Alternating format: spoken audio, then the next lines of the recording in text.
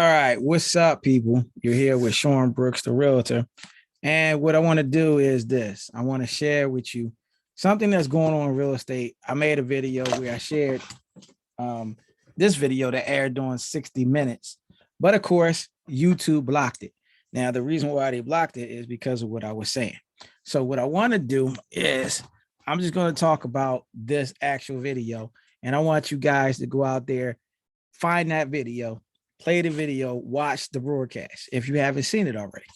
All right. So there's a lot that's going on in real estate that you may be aware of and you may not be aware of. Here's one of the things that's going on that's major. The cost of a house is rocketing right now. It's going out the wazoo. The reason why it is because of supply and demand. So when this pandemic started, people started buying up houses, moving. But one thing that nobody has really talked about, of course, lovely Miss Leslie did a broadcast on the lack of new construction, corporate landlords contributing to skyrocketing rent. What is that about? What is she saying? So since I can't play the video, right, because they say copyright infringement, I'm just sharing a video that was already created. So I want you guys to go out here, locate this video on YouTube. You can type in 60 minutes housing crisis. That video will show up and I want you to play it. But what's going on in real estate is first-time home buyers, repeat buyers, they're trying to buy houses. But what's happening is this: a house that was normally 400,000 is selling somewhere around 450, 460, somewhere around there. So of course, a person can't afford that.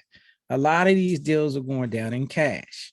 Or if a person has financing, for instance, they would then fork over a certain amount of cash above what they're offering.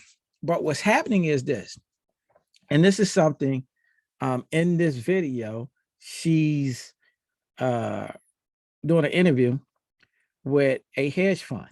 What is hedge funds? Again, it's Wall Street. Wall Street caused the last crash, right? And they're interrupting the marketplace today. This is the honest truth. In the video, she asks the guy, and he says, well, we're only buying up 2% of the market. Well, that's actually totally a lie. The hedge funds were somewhere around 8 to 10% currently. Back a couple of years ago, they were like 4 or 6. They've been increasing buying. So who are these hedge funds? And I'll give you an example of who's in the marketplace. Warren Buffett is in this marketplace. They're buying up properties and turning them to rentals. Jeff Bezos, I was told, more recently jumped in. He has a lot of money and they're buying up these houses. So when people say crash, foreclosures, it's pretty much not going to happen the way people think it will. It is some foreclosures that was already in motion before the pandemic. They were stopped because of the moratorium that prevented them from foreclosing on those properties. But those are the ones that's going to go. The other ones, I mean, they fixed that problem when they did the forbearance. And most of those people got to keep their houses. So in this video, they also interview millennials. So millennials want to buy property, right? But we got a short supply of demand. 71.1 million millennials are out there. All right. If we look at Afro-Americans, is 1 million millennials that make over $100,000 that can actually try to buy a house. But they're having a hard time when the price keeps shifting. It's going higher and higher and higher. So it's making them, try to save money, maybe get money from parents to help them buy a house. Now, in the video, the hedge fund guy, the guy in charge of a company that buys up a lot of those properties, he said the millennials don't want to buy. Okay, so Leslie, I love 60 Minutes. They do a lot of great material as far as like research and broadcasting about different topics. They do a great job at it. So she interviewed the millennials and they said they do want to buy.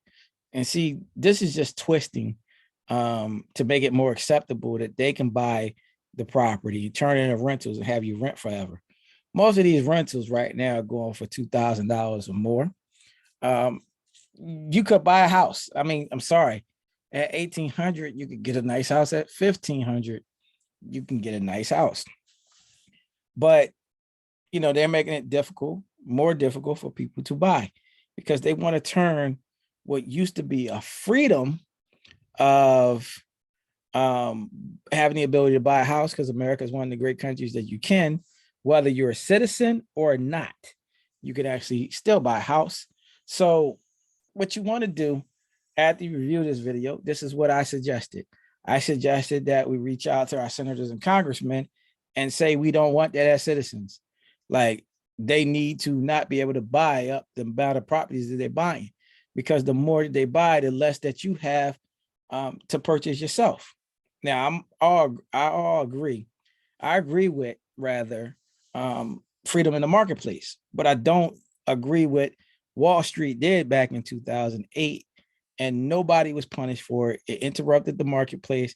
It caused the crash, and nobody got in trouble. And they're at it again, and it shouldn't be that they can enter in the space and buy up the properties and then turn them into rentals. So regular citizens can't actually have the American dream. They can't buy a house. That should not be. Now, if they want to buy land and build homes and turn them into rentals, all right, I may agree with that. But as a realtor, you would like, and you would fight for your clients that they should have the ability to buy houses. Now, will this continue to go on as far as low inventory? I pray that it doesn't, because nothing lasts forever. But I have received offers from hedge funds. Unfortunately for them, my clients didn't take it because they didn't agree with big major companies buying up properties. I thank them for that, because everyday Joe working hard would love to buy a property that they can own themselves, not rent it. I mean, renting it has a purpose, but nobody wants to rent for a long time. Because let's do some math on that. If you're renting a property $2,000 a month, let's do some simple math. It's actually $24,000 that you're spending in a year, in 1 year. Now, if we took 24,000 times 10 years, you spent $240,000 for this house that you don't own. That doesn't make sense. It doesn't make sense.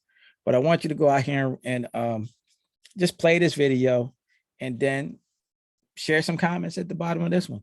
I want to know your thoughts. I want to know, do you think this should be, or do you think that we should have laws to prevent some of this from happening? I'm going to let you guys judge it. All right. So since I couldn't share the video in this video, we're going to do it this way, because that other video got blocked. All right. So guys, take care. Don't forget to jump out there to that video.